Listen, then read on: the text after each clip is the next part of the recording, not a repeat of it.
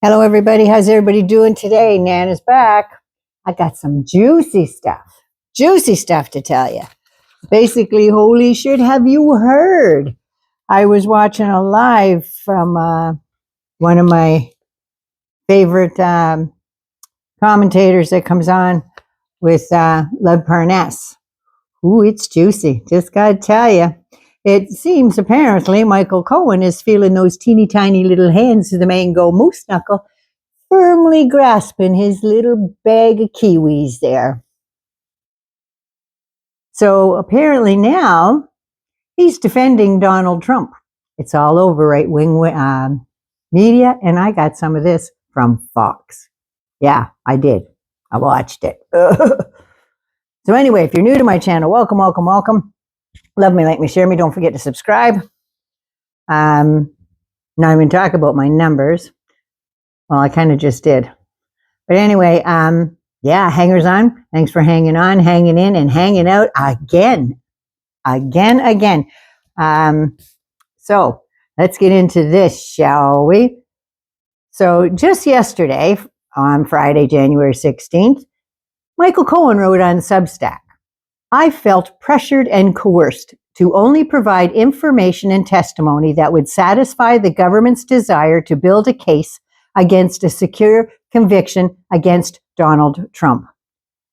So Mikey the Fixer is now accusing both Letitia James and Alvin Braggs of using their high-profile cases, according to Fox, to elevate their careers, claiming they sought credit as the officials that took down Trump.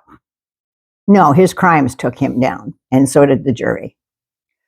So Cohen goes on to say they blurred the lines between justice and politics, and that in that blur, the credibility of both suffered. You have no idea about suffering, Michael, because there's a lot of people going to turn on you for this because you are lying your ass off. When my testimony was insufficient for a point the prosecution sought to make, prosecutors frequently asked leading questions to elicit the answers that supported their narrative. Really? Then why didn't Donald John Trump's lawyers at the time, Todd Blanche and Alina Hobgoblin there, why didn't they say, objection, Your Honor, leading? I didn't hear any of that, did you? I didn't. So now the Mango Moose Knuckle is really jonesing to go after the black, because he's a racist prick, female, hates women with power, New York Attorney General Letitia James, and the black District Attorney Alvin Bragg, hates black people. And that's the only reason why I said that, so don't be saying anything. What is Cohen going to get for crawling back all bloodied on his hands and knees to the Mango Moose Knuckle? What is he going to get out of it? In my humble opinion, the same thing that Maria Corina Machado got. Sweet fuck all. That's what he's going to get. I was a little leery of Michael back when it came out that Trump said he wanted a young 15-year-old girl that came off the tennis courts at, I believe it was Bedminster. He was having lunch with Michael Cohen. And Trump told Cohen, ooh, I'd love to get a piece of that, he said, or some such verbiage. Cohen didn't end the meeting. Apparently, allegedly, she came over to the table where her dad was with Trump, and Trump just sat there and ogled her, probably from here to above the belly button. I'm just surmising because that's where he looks every time his daughter shows up. But yeah, he just ogled her and said, oh, when did you grow up? And then he tried to lean in for a kiss, and she was like, hook up, old man. But anyway, yeah, Stephanie Cohen relayed this story in an interview that she did years later. You would think he would have said, go screw yourself, fuck off, that's my daughter. Then there's the Trumpstein files. Yep, apparently in the released documents, there is an email from Cohen's lawyers, while Cohen was still in prison, asking the district attorney and the AG if they would be interested in some information on Jeffrey Epstein and Donald Trump. Now that email was made public. It's just said it just, there were so many of them. And all of a sudden, every podcast Cohen goes on, he's asked about Katie Johnson. Remember, he put his personal money up for Stormy Daniels' hush money trial. $130,000 he put up for Donald Trump, so there'd be no paper trail back to the Mango Moose Knuckle. He was also all in on Karen McDougal on the $150,000 shut up and go away money. Karen McDougal was a Playboy bunny that allegedly had a 10-month affair with Trump while Melania was still pregnant and well after the little weirdo was born. She was in Melania's private bedroom and Barron's nursery. The Playboy bunny also posed for pictures while she was dating him with his wife, his daughter, a couple other bunnies, and I don't know if any of the Trump lumps were there or not, but I believe when McDougal told her story to AMI Media, Cohen was in there fixing that scandal too. A catch and kill was set up with the owner of AMI, some Wiener guy, literally that was his name, Wiener. And no, not the other one that was doing the Richard picks there. But yeah, to pay her $150,000 and send her on her way. Cohen didn't use his own money this time, however, but McDougal was interviewed at length by Anderson Cooper, who I think also interviewed Stormy Daniels. I'm not sure about that one, but 60 Minutes certainly interviewed her. 60 Minutes Australia interviewed her at length, and Cohen was the fixer. Now, with the Epstein files from the estate, I believe, don't quote me, I believe because DOJ has released almost nothing, Katie Johnson's name is coming out, and I think it's coming out from the estate files and not the DOJ, because they fucking haven't released much, and everything they have released is mostly redacted, except if it's a Democrat. Because allegedly, some people say Cohen is the reason that Katie Johnson, went away in the first place and didn't testify in 2016. Check out Lisa Bloom, who was her lawyer at the time. She was standing outside the courthouse waiting for Katie Johnson. She got a text saying that Katie Johnson would not testify because she had been very credibly threatened.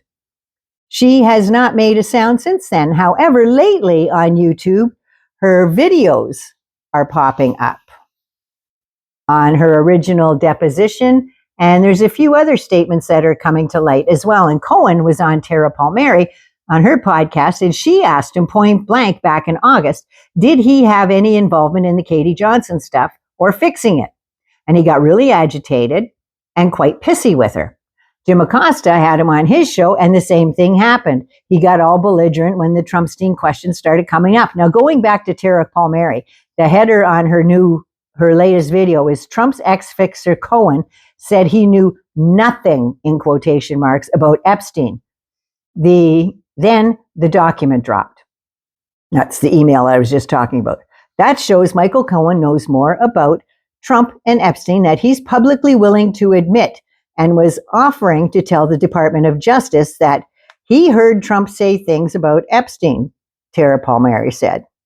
When she interviewed him in August about Katie Johnson, the lawsuit that was filed in 2016, when he was Trump's fixer, while he was dealing with Stormy Daniels and Kara McDougal, and that he was the one dealing with the women who came forward, and there were 22 of them at the time. There are now about 26 of their SA allegations. Michael denied it. Cohen said, I have no knowledge of anything with Jeffrey Epstein. Zero. Sure, Judas, anything you say. Simon Peter, I don't know him. I don't know him. I don't know. Yeah, same thing. I didn't handle it. He said that 3 times. In my opinion, still doesn't make it true, because Trump says everything 3 times and nothing he says is true. It's a fascinating interview, and you should go check it out. Tara Palmieri, she's amazing. She has an update to that August interview that came out on January 15th. Check it out on YouTube. This whole thing is unraveling. Other podcasters are telling people to unsubscribe and cancel memberships on Cohen's social medias because he's lying to us all. And Lev Parnas and WAJHAT Ali, that's the other guy that did the live at 12:30 in the morning, talking about Cohen Cohen's Epstein secrets. This episode was a 2-bag of popcorn kind of thing. Imagine, while watching the live, Lev Parnas was getting a text from Ben Mycelis. They made amends, and Ben and Lev are now teaming up again, talking about Ukraine and stuff, and Venezuela. Lev told Ben all the stuff Cohen was up to and sent him proof. Lev Parnas was watching, back to the proof part there. Lev very rarely does anything without proof. Goes a little off the deep end a little while there, but he always has the proof when he comes back. People talk to that boy. But Lev Parnas was watching Joe Walsh, who asked Cohen about what pertinent information was he going to give to the DOJ. And Cohen said he was going to tell him about the Jane Doe, about Katie Johnson and Trump to get out of jail. Lev surmised that he had been talking, yes, indeed, about Katie Johnson. And that part about talking about Katie Johnson and Trump, that's me putting that in. Nobody else. That wasn't in the Walsh interview. So don't go saying, you didn't do that. You didn't do your homework. So anyway, Lev surmised that it had to be about Katie Johnson. Now, apparently, he didn't believe him. The DOJ, when the lawyers went, apparently they didn't believe him because he was a liar. And with all the, in my opinion, illegal shit, cover-ups in the Southern District of Florida with the Epstein files, sweetheart deals and all, they weren't going to touch any of that stuff because it was all a lot of bullshit. So again, while Michael was still in prison, his lawyer filed a Rule 35 consideration. Under federal rules of criminal procedure, Rule 35 is a post-conviction mechanism that allows a court to correct or reduce the defendant's sentence after it's already been announced. It's highly limited, with Rule 35A focusing on technical errors and Rule 35B focuses on cooperation. This has to be filed within 14 days of sentencing. So obviously that didn't work because Cohen spent just a little over a year in cells. And then he was out because of COVID. Thank God for COVID, I guess, in his case anyway, because he was on home confinement with ankle monitor, etc., and all the rules that go along with that. So now all the Dems in his circle feel like they got a punch in the face. Trump is sitting back laughing his ample ass off and has more ammunition now handed to him by his used to was friend, fixer, then enemy, now knee pad wearing ass kisser. To me, I think he really wants a pardon. All he had to do was wait a couple more years and a Democrat would have almost given him a medal for the stuff he did for the government. Testifying in front of Congress, I don't know, 12 times or whatever, 10 times, I don't know, a bunch of times anyway, and how he testified about what he knew about all those, the Hostomoni trial. Yeah. So all he had to do was wait a couple years, and the Dem president 2028 would have probably granted him a pardon and maybe even tried to get his law license back. But I think he's fucked that up. He's about to go nippolis erecti. That would be tits up for all those who don't know. For screwing over Ben Mycelis and the brothers. Where's he going to go now? The Benny Johnsons, the Tim Pools, Joe Rogan folks, they won't have anything to do with them.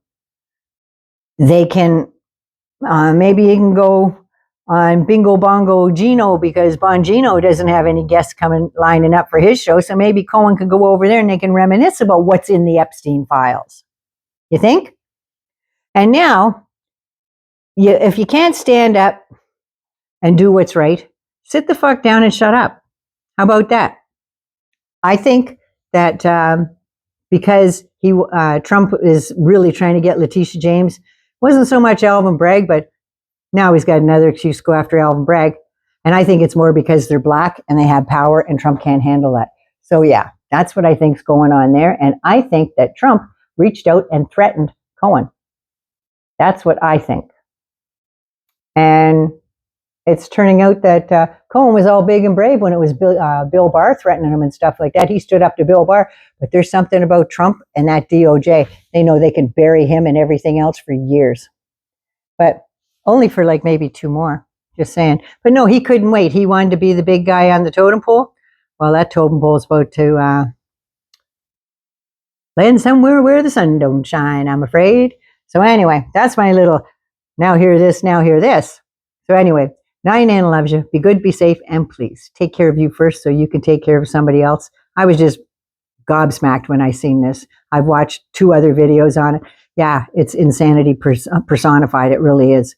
So anyway, hangers on, thanks for coming back. Newcomers, welcome. Love me, like me, share me. Don't forget to subscribe. Take care of you, and please give somebody a smile, because some of that stuff I had to laugh at. It was like, oh my God.